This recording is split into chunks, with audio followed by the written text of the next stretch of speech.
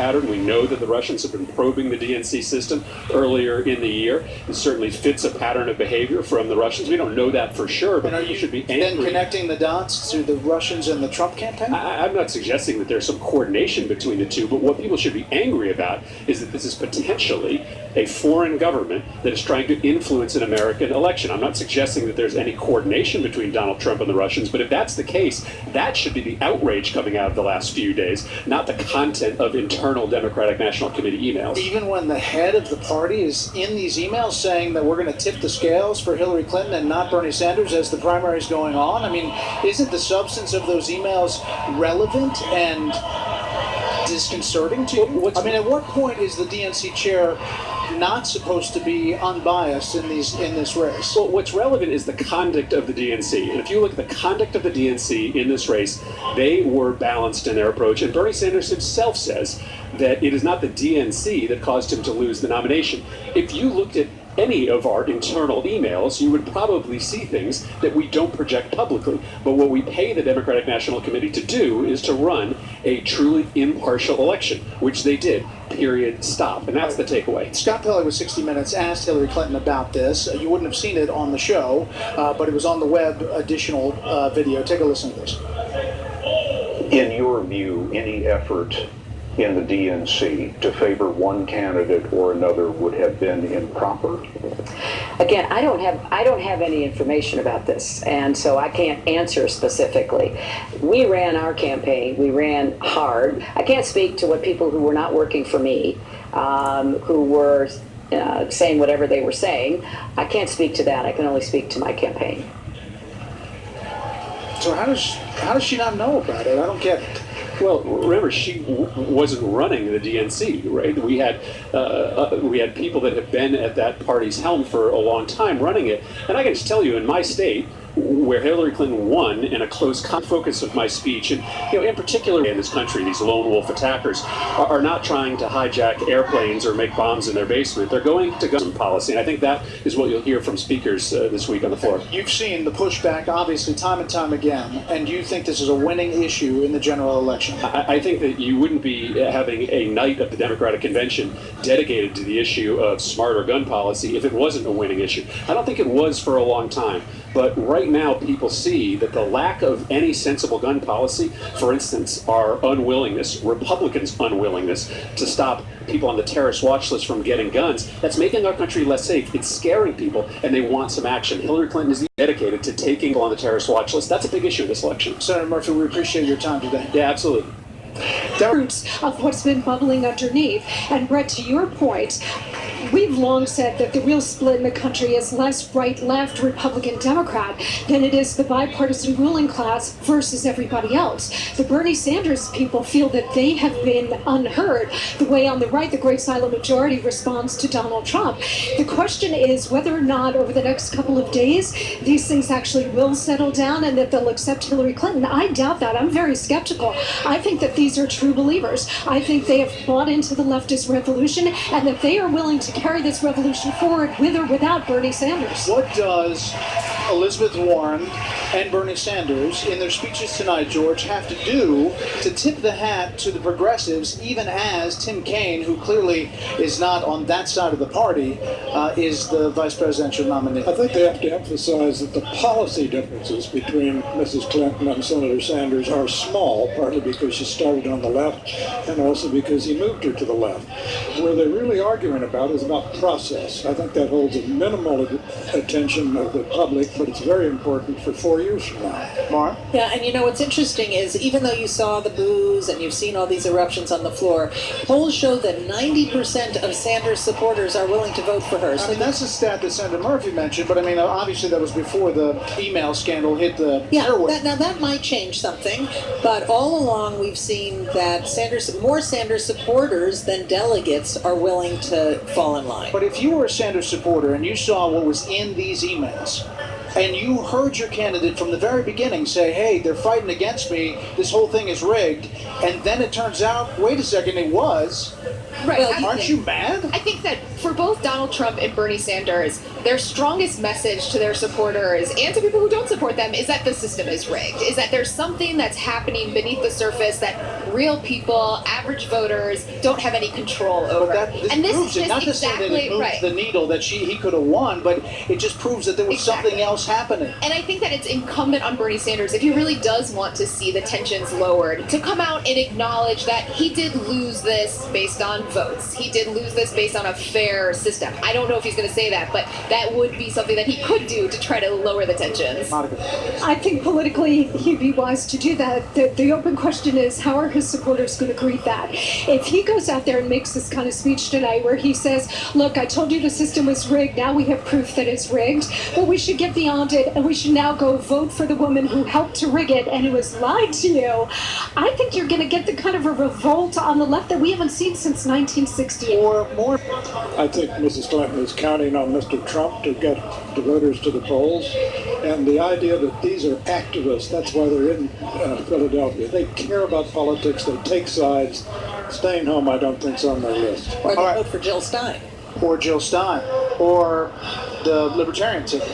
You never know. And we're no money from the UN. After 2,000 years, their ancient homeland and identity is nearly destroyed. Will these Christians who still speak the language of Jesus survive? Or will they have their voices silenced forever? There is no one else. It's up to you. Donate today at christiansatrisk.org. From Bernie Sanders exactly why they should support Hillary Clinton. Not so much what he said earlier today, which is Donald Trump can't be president, but specifically why the people who worked, and this is almost verbatim what a couple of delegates said to me, hundreds and hundreds of hours, their heart and soul they put into supporting Bernie Sanders and his progressive causes, why Sanders thinks it is important for them to get behind Hillary Clinton. They're a little bit frustrated that they've only heard why not Donald Trump, as opposed to the inverse. Well, Anna, the first 3 hours of this convention are pretty much moving along, started. In many ways, it's like being on a different planet when it comes to the delegates and what they're expecting and the kind of intensity that they have. But in other ways, there's some similarities in that there was some unpredicted, unwelcome intensity and passion and discord on the floor. Sister and brother Democrats, begin by saying thank you to all of you across the country. It's vision, values, and grit to make progress in these turbulent times. That person is Hillary Clinton. Hillary will be a president, and that's who we're fighting for. That's who this election is about. That's why she picked Tim Kaine as a running mate, a man with a deep. And if we work overtime for the next 105 days, we will succeed in making history and elect the first woman president of the United States. That was John Podesta, the Clinton campaign chairman. An interview on 60 Minutes where she tries to paint herself as a positive figure who is not willing to attack Trump. Well, every single surrogate on the stage is attacking him repeatedly, so I suspect we will hear that going forward. And Bakari, again, that was one of the things that stood out last week. It was about attacking Hillary Clinton, not being for Donald Trump. Are we going to see that as much tonight, that it's more criticizing Trump than for him? I think you'll see people attack Donald Trump's xenophobic rhetoric. I think you'll see people attack his record on Trump University, the thousands of lawsuits, his business practices, those type things. What you won't have are the chants of lock her up from the floor. You won't have a lot of the foul language that may have been seen on signs and posters throughout the arena last week. In fact, I think that, and I would encourage Democrats, and I think you would agree with me, that after tonight, after you have An astonishing bounce. That's absolutely not true. Since 2000, yes, No, it is. It's not the true. first That's 6-point convention bounce we have seen since 2000. The numbers say that. Go read CNN's articles. They say that. So that is the truth. John McCain had a 5-point lead on Barack Obama. He lost that election by like 7 points in a massive electoral landslide. Like, if it gives you false hope in this brief period of time, that's great, but it's never been anything before. Nobody's been doing it right now. It is true on favorability, on terrorism, on who's best able to handle the economy, on public image. He bounced on nearly 15 metrics. On the CBS swing state poll, likewise, he bounced. It means something when something's happening that hasn't happened since the year 2000. And David, the big question though is going to be independence, because coming out of the Republican convention, that's where we saw the big swing. They swing significantly towards Donald Trump. She needs to get those back. Dan's correct, and Kaylee would acknowledge this is a bounce. That's what this is. What we don't know is that when Hillary Clinton gets her bounce, where does the race settle down? And you are right. I think he's amping it up and accelerating it to try and help bring them aboard. But there are some diehard Bernie Sanders supporters that don't want to hear that. And the next speaker is going to be Linda Sanders. Nominate Hillary Clinton, the next president, and Tim Kaine, the next vice president of the United States.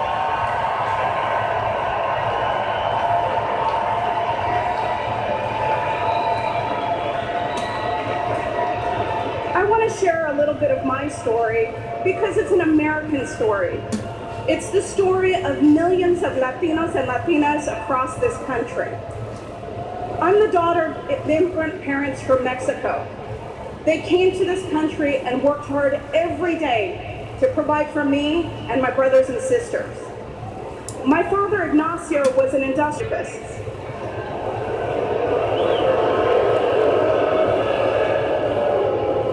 But what about my parents, Donald?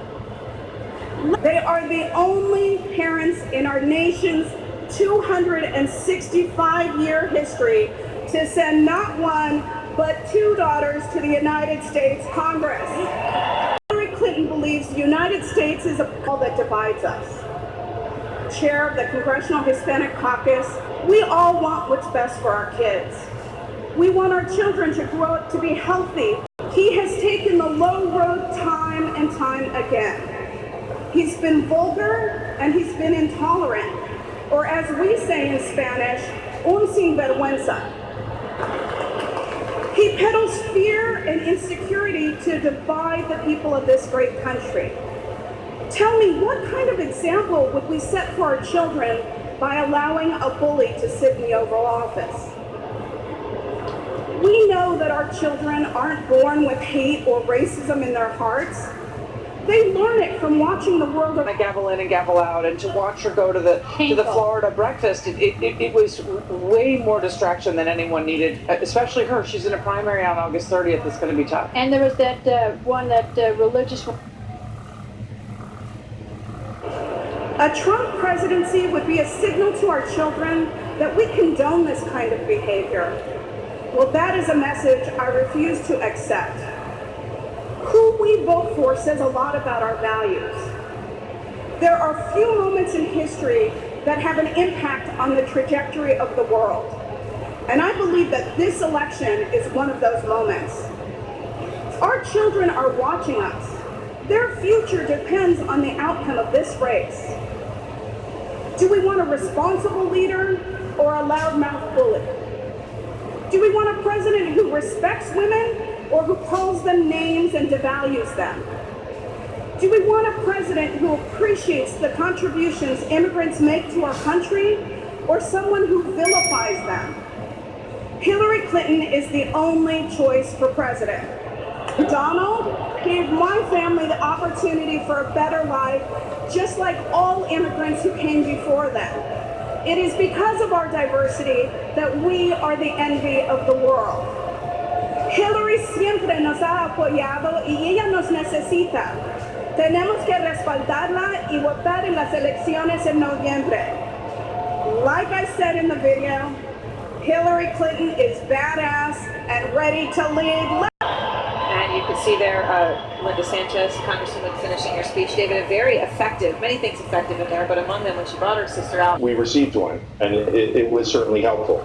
You know, we were suspicious, or thought it was at the time, is because he was so mad claiming that the DNC was rigged against him, and that, and of course, she was in charge of the DNC, and so we thought that was one of the reasons why he endorsed you. Well, that might be, but I'll say if my politics didn't line up with his, I don't think I'd have been getting an endorsement past year or more. And, rewarding Wasserman Schultz, even with an honorary position, does seem like it's a bit tone deaf. Now, Secretary Clinton is going to need the state of Florida, assuming she's the nominee. She's going to need the state of Florida to win, most likely. And to win Florida, a Democrat's going to have to win Broward County by a couple of 100,000 votes at least. And it's very questionable whether Wasserman Schultz would even be helpful in that regard. She could be dragging down the ticket for a Democrat. A bloody bomb attack. We go to Germany, which has been hit so hard. That's next. Plus, buckle up. The Democratic National Convention is going to be a wild ride. If it's anything like today. We're back in Philadelphia. A man of every race, creed, color, who built this country. And I stand as a living example. On the delegate floor. That's absolutely right. A week ago, the question among Cruz delegates was whether or not they would unite behind Donald Trump. And for the most part, the answer was yes.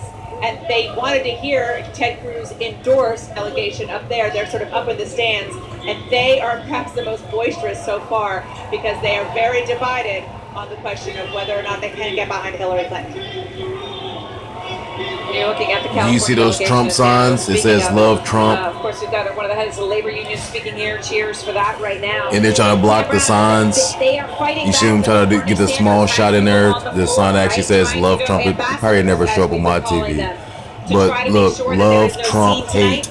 That's right. It's like love or hate Trump. That have been working But with the they Bernie still Sanders going for him. campaign that are quietly working